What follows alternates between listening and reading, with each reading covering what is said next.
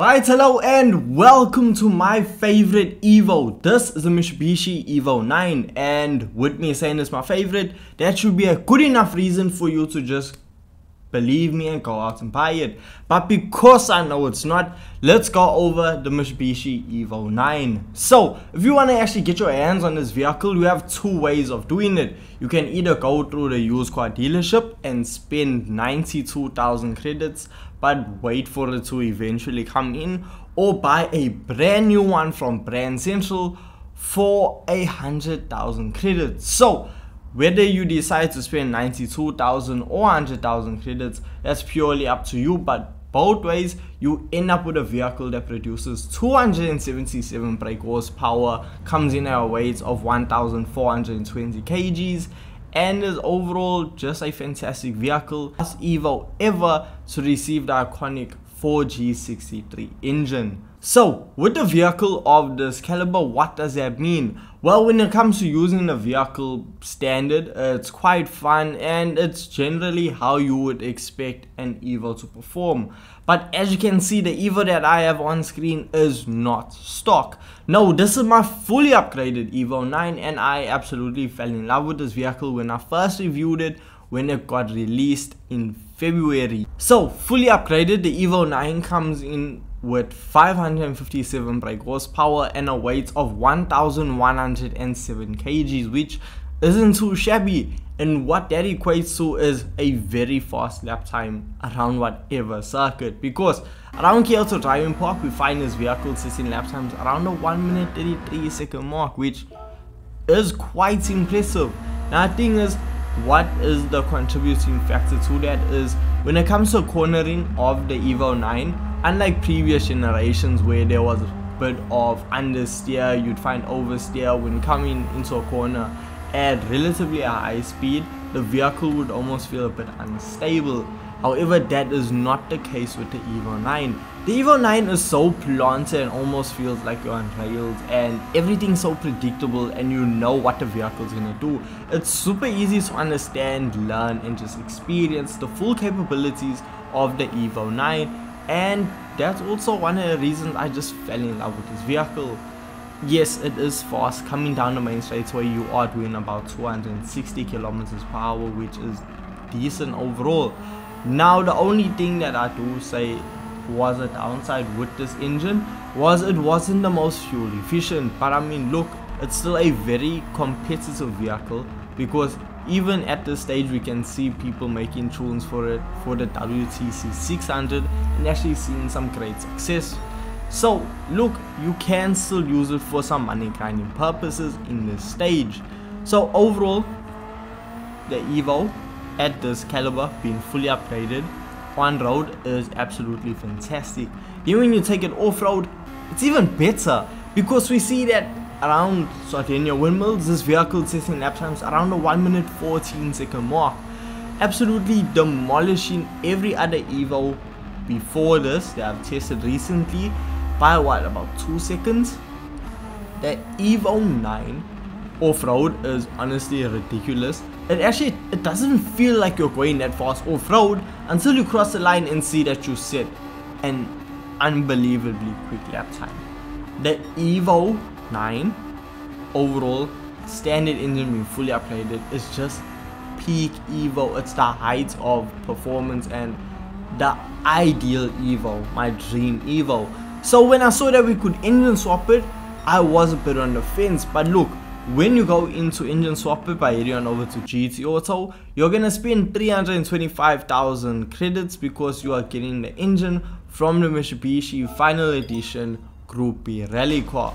So once you purchase that engine, swap it in and head on over to the tuning shop, you can then up the power to 788 brake horsepower. Now the thing is, with this engine, it actually removes a bit of weight from the vehicle, so now we are under the 1,100 kg marks, which means it's even lighter and produces a lot more power, which means it should be a lot better. And we see exactly that when we take it on over to Kyoto Driving Park. Now I thought, okay, it's gonna be a bit too powerful and the Evo is gonna be a bit unbalanced and not really gonna enjoy this level of power, but it seems like the Evo absolutely just ate it up. It enjoyed every single moment of it, and that's why around KL Driving Park you're gonna find yourself setting lap times around the 1 minute 29 second mark. A 129, that is insanely fast for, in fact, any road car. It's a fast, very competitive lap time, and considering the fact that this vehicle comes with great fuel economy, it just keeps getting better. I'm struggling to find a downside with the Evo 9.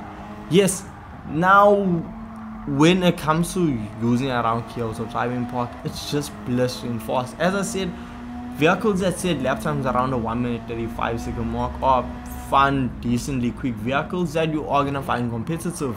Anything faster or that's able to do a sub 130 is honestly borderline OP. It's such a fantastic vehicle that's easy to drive, and I really can't find a downside to it. And even when we take it off-road, the vehicle, it's incredibly fast. If I was actually able to sync all of my laps together to form the perfect lap, I would have been able to set a 1 minute 12 seconds around this circuit. And keep in mind, like fully, like actual Group B rally cars set very similar lap times, so it's as fast as a proper Group B rally car off-road, and it's a road car. It shouldn't be able to do this, but somehow it does, and that's what just gets me excited about the Evo 9, and that's what I love about the Evo 9. But when it came to testing this vehicle around the WTC 700 around Le Mans, this is when I began to find an issue. Now, the thing is, with the vehicle being so great, it has an extremely high performance points rating. So now to bring it down to 700 performance points can be a bit of an issue. Now, I have actually seen other people, I mean, even with the vehicle being engine swap, wide body, everything, people getting it all the way down to 600 performance points and just dominating the WTC 600.